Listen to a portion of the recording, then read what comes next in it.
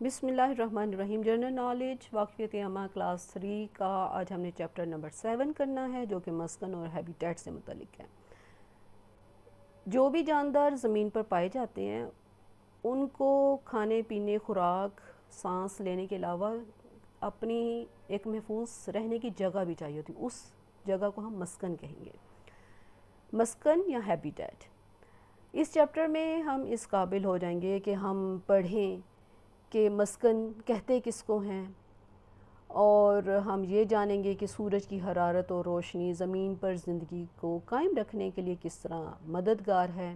ہم یہ دیکھیں گے کہ جانداروں کے مختلف مساکن کون کون سے ہوتے ہیں، یعنی کہ رہنے کے جو ہیبیٹیٹس ہیں، علاقے ڈیفرنٹ ٹائپس کے، زمین، صحرا، جنگل یا پانی، ٹھیک ہے، ان کے بارے میں ہم جان سکیں گے۔ پھر ہم یہ بتائیں گے کہ ماحولیاتی نظام جو ہے، ایکو سسٹم، وہ کس طرح کا ہے، کیا ہے۔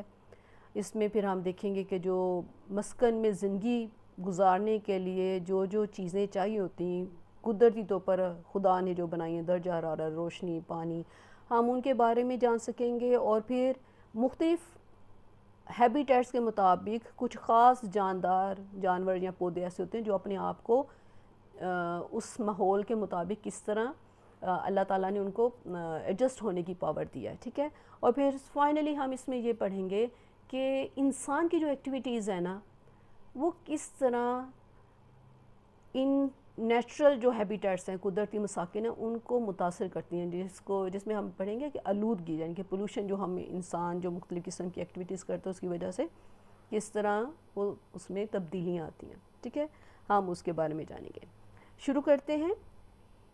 کائنات میں زمین ہی ایک ایسا سیارہ ہے جس پر زندگی موجود ہے۔ زندگی کو برقرار رکھنے کے لیے روشنی اور درجہ حرارت کی ضرورت ہوتی ہے، جس کا سب سے بڑا ذریعہ سورج ہے۔ سورج اللہ تعالیٰ کے ایک ایسا اللہ کی نعمت ہے کہ زمین پر زندگی کی بقا، زندگی کا وجود ہی جو ہے نا، وہ صرف سورج کی وجہ سے۔ سورج ہمیں روشنی دیتا ہے، ہم جانتے ہیں بچوں، دن کے ٹائم روشنی، اور ساتھ میں پھر اس سے ہمیں حرارت ملتی ہے، ہیٹ ملتی ہے، اور یہ روشنی اور حرارت شمسی توانائی کہلاتی ہے۔ سولر انرجی بھی شمسی، شمس سے نکلا، شمس سورج کو ہی کہتے ہیں۔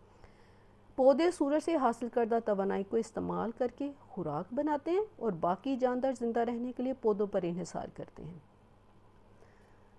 آگے آپ کلاسز میں نا، اگلی کلاسز میں پڑھیں گے کہ پودے سورج سے روشنی حاصل کرتے ہیں، اور ان کے جو گرین کلر ہوتا ہے نا، سبز رنگ ہوتا ہے پودوں کا، اس کی مدد سے، اور زمین سے پانی لے کے ان کی جڑوں کی مدد سے، تو وہ ایک فوٹو سینتھسس کا ایک پورا پروسیس ہوتا ہے، ٹھیک ہے، وہ ایک پروسیس چلتا ہے جس کی مدد سے وہ پھر خوراک تیار کرتے ہیں، اور اپنی وہ خوراک تیار کرتے ہیں۔ پھر جاندار دوسرے جانور جو ہیں وہ ان پودوں سے اپنی خوراک حاصل کرتے ہیں۔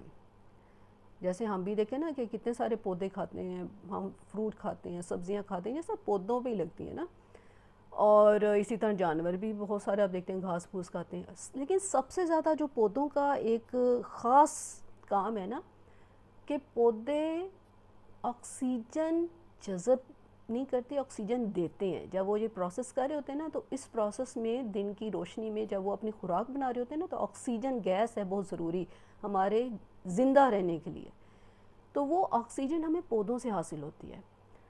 اور اس سے بھی زیادہ انٹرسٹنگ بات یہ ہے کہ جب ہم آکسیجن لیتے ہیں نا، سانس لیتے ہیں، اندر لے کے جاتے ہیں، تو آکسیجن ہمارے اندر جاتی ہے، اور ہم پھر باہر جب نکالتے ہیں نا، تو وہ کاربن ڈائی آکسائڈ ایک گیس ہے، وہ ہم باہر نکال دیتے ہیں، اور وہ کاربن ڈائی آکسائڈ پودوں کے لیے بہت ضروری ہے۔ پودوں کی یہ جو خوراک بنانے کا عمل ہے، اس میں وہ کاربن ڈائی آکسائڈ بھی یوز ہوتی ہے۔ تو اللہ تعالیٰ کے دیکھیں نا کتنا خوبصورت ایک طریقہ ہے سارے سسٹم کو بیلنس رکھنے کا۔ اور رات کے ٹائم جب ہمارے ریسٹ کرنے کا ٹائم ہوتا ہے، تو اس وقت پودے کاربن ڈائی آکسائڈ خارج کر رہے ہوتے ہیں، ادھر آکسیجن لیول اسی لیے کم ہو جاتا ہے، اور کہا جاتا ہے بچوں کو کہ آپ نے اندھیرے کے ٹائم یا شام رات کو بچوں آپ نے درختوں کے پاس، پودوں کے پاس نہیں جائیں۔ اور بھی بہت ساری ہوتی ہیں کہ کیڑے یا مچھر یا کچھ اس طرح کے حشرات ہوتے ہیں، لیکن ایک وجہ یہ بھی ہوتی ہے کہ وہاں پہ کاربن ڈائی آکسائڈ خارج ہو رہی ہوتی ہے، تو پھر آکسیجن لیول پودوں کے پاس جہاں پہ زیادہ پودے ہو تو وہ کم ہو جاتا ہے، ٹھیک ہے۔ تو یہ بھی ایک ہے. اور پھر آخری ہے کہ سورج کے بغیر زمین پر زندگی ممکن نہیں. تو یہ تو بالکل میں ابھی آپ کو بتا چکی ہوں کہ وہ جو پودوں سے خوراک بننے کا ایک سلسلہ ہے وہ سورج کی روشنی کے بغیر ممکن نہیں ہے، اور سورج ہی پوری زمین کے سسٹم کو، ماحول کو روشنی اور حرارت کے ذریعے، ہیٹ کے ذریعے، ٹھیک ہے، ایک بیلنس کیے رکھتا ہے.